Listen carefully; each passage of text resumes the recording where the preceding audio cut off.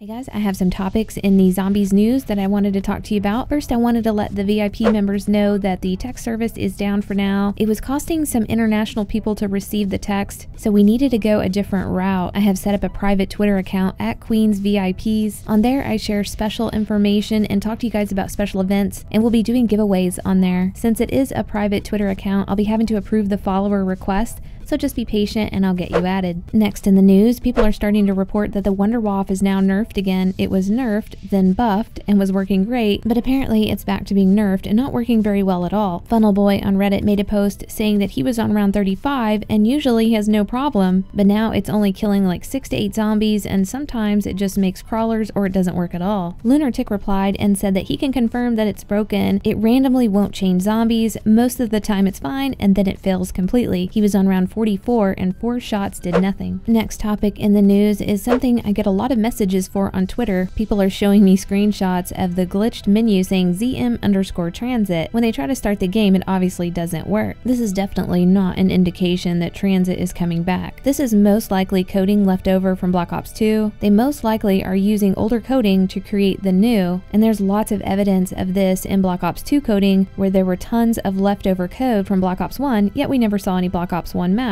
in Black Ops 2. So it very much seems like this is what is happening here. Next in the news, and big shout out to Honda Rider for mentioning this to me, in multiplayer they have added a new first place taunt animation where the winning player can do a katana form routine. I thought this was really cool to see, and it's the closest we've gotten to seeing a katana in action in Black Ops 3. And if they were adding animation like this to multiplayer, is it possible that we will get to see it in zombies for DLC 4? A new weapon was added to multiplayer. It's the R70 Ajax ammo printing gun. Now we've seen these type of special weapons for multiplayer added into zombies, like on DLC 3 we have the Shadow Claw and the L4 Siege. Is it possible that we'll see this weapon in zombies in DLC 4? This gun sounds amazing to have. You never have to reload and it makes its own ammo. People describe it a lot like the Dingo. It has no recoil and pretty decent fire rate, and that people think it's pretty OP. I have seen reviews about this gun that the printing function when the gun is making new ammo is loud and kind of annoying to listen to. It sounds a lot like a printer going off non-stop. That might be the only downfall to doing high rounds on zombies with this gun. And is it possible that this gun may be a little too OP for zombies and we'll never see it? Next topic is about the Call of Duty Black Ops 1 campaign, and a big shout out to Tariq for reminding me of this. One of the last missions in campaign mode for Black Ops 1 is called Revelations. Treyarch describes this mission with the words uncovering the truth. We obviously have seen the evidence in Gorod Kurovi cutscene speaking about Revelations. Most of us were probably wondering, what do they mean by this, or what could that mean for the future DLC? If Treyarch relates Revelations to uncovering the truth, then that is what we might see in DLC 4. We will find out the truth about everything. Which brings me to the next very debated topic in zombie news regarding the zombie storyline. I read something really interesting on GameSpot's website, and big shout out to Sliqkilla for showing me this. GameSpot recently interviewed Jason Blundell about how Black Ops 3's final DLC will resolve a years-old zombie cliffhanger. I won't read the entire article and will only mention the parts where Jason talks. If you want to read the entire article, I'll have it down in the description. But basically, Jason says, at the end of Black Ops 2, I think I enraged the community some when I put this video that showed Samantha in a house with a boy called Edward. They were playing with zombie toys. Then an alarm goes off and you hear Max's voice calling them down to the basement. The characters say, I wish our heroes and our stories were real. Then we drop to black. That was the end of Black Ops 2. People lost their shit. Blundell continued, I've still technically to this day not answered that question of what that was and why that was there. That will be answered by the end of DLC 4. I believe that the ending of DLC 4 will spark emotion in players, which is my goal. It's not out of the desire for trolling, as people say. No, what I want to do is have you complex and differing thoughts on what you've experienced and what your view is. I hope that's what we generate when we come to the end of DLC 4. I know Jason has mentioned in other interviews that DLC 4 will be putting brackets around the whole zombie storyline, but this is the first time I've seen him say specifically that he's going to answer the questions about what the Origins ending cutscene was all about. To me, that seems like that will be our Revelations and the truth uncovered part that DLC 3 teases at us in the Gorod Kurovi cutscene. So with the name Revelations and it possibly being defined as a truth that is uncovered, then what is so important in DLC 4 that needs to be revealed to us